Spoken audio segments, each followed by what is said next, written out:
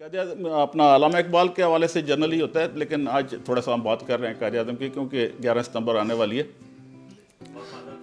تو اس حوالے سے تھوڑا سا میں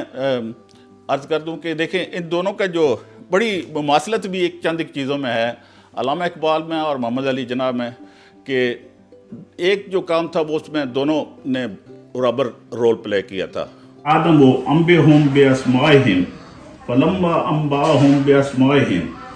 قال الم اقل لکم انی اعلم غیب السماوات والارض واعلم ما تبدون وما کنتم تکتمون۔ ان سورہ بقرہ کی یہ آیات ہیں اور ان کا ترجمہ یہ ہے کہ اور اللہ نے آدم کو تمام نام سکھا دیے،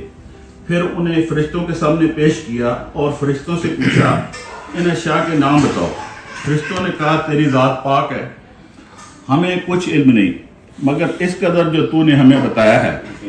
پھر انہوں نے اس کے سوالہ یہ کیا کہ جو چند ایک چیزیں جو مسلمان قوم میں یا ہندوستان میں جو لیک تھا وہ یہ تھا کہ مسلمان جو تھے نا وہ اپنے مسلمان ہونے پر ہی شرمندہ تھے۔ یہ میں حقیقت بتا رہا ہوں، میں بہت ساری کتابوں میں نے چیز پڑھی ہے کہ وہ شرمندہ ہوتے تھے کہ کسی کے سامنے اگر نماز کا ذکر کریں تو یار یہ تو کہے گا یار یہ بڑا بیک ورڈ بندہ ہے، یہ تو نماز پڑھتا ہے، یا وہ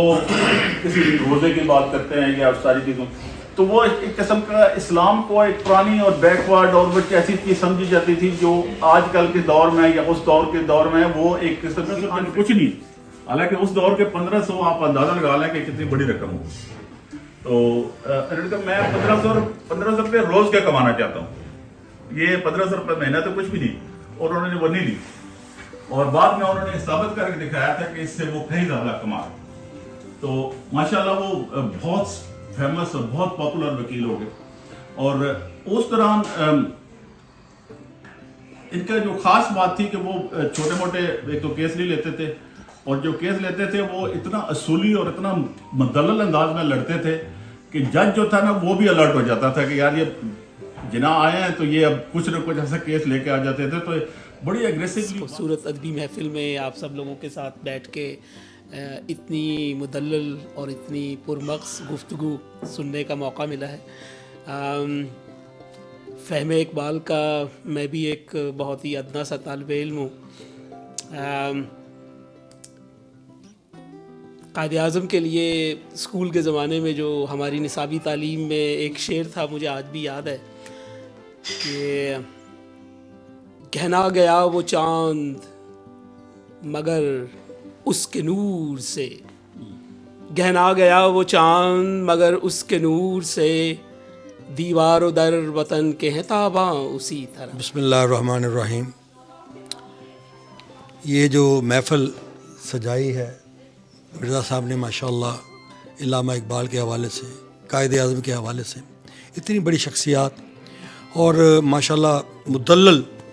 یعنی اس سے بڑی اور مدلل کیا باتیں ہو سکتی ہیں کہ ہر چیز کو بڑے اچھے انداز سے مرزا صاحب نے ایکسپلین کیا ہے اور ہمارے دلوں کے اندر اتری ہیں۔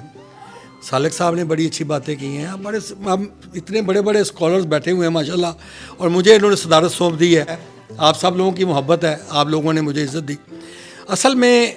قائد اعظم اور علامہ اقبال نے تو ہمیں آزادی دے دی، وہ ہم اس پہ بات کرتے رہیں گے کہ انہوں نے علامہ اقبال نے خواب دیکھا اور اس کو خواب کو پورا کیا، قائد اعظم نے، یہ باتیں ہم نے کتابوں میں بھی پڑھی اور ساری زندگی وہ ساتھ ساتھ چلتی رہیں گی۔ لیکن اصل مقصد کیا ہے اس آزادی کا، وہ کیا آزادی ہمیں ملی ہے؟ غور طلب بات یہ ہے کہ آزادی حاصل کر لی، ٹھیک ہے جی آزادی مل گئی، ہم یہاں پہ پاکستان میں آ گئے، ادھر سے مائگریٹ کر کے ہم آ گئے، کھانا اچھا ملنا شروع ہو گیا، کپڑے اچھے ملنے شروع ہو گئے، اور جناب آزادی یہ مل گئی کہ ہم کاروبار میں بہت آگے نکل گئے۔ لیکن اصل جو آزادی تھی، جو آزادی قائد اعظم چاہتے تھے، جو علامہ اقبال آزادی چاہتے تھے، وہ ذہنوں کی آزادی تھی،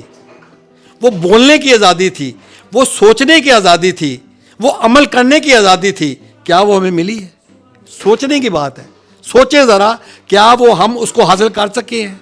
بھئی خدا کے لیے یہ باتیں تو ہم ساری زندگی چلتی رہیں گی، لیکن اب سوچنے کا وقت پھر آ گیا ہے۔ ہم آزاد نہیں اور ہم غلام ہیں اور ہم 74 سال سے غلامی کے اندر ہی زندگی بسر کر رہے ہیں. اس حقیقت کو ہمیں تسلیم کریں گے تبھی ہم سوچیں گے اور تبھی ہم اس کے اوپر عمل کریں گے. اب خدا کے لیے وقت آ گیا ہے کہ اٹھیں, سوچیں اور عمل کرنے کا وقت آ گیا ہے. اس آزادی کو لے کے ہم چلے تھے جو ہمیں غلامی میں بدل دی گئی, اب ہمیں پھر نئے سرے سے یہ سفر شروع کرنا پڑے گا.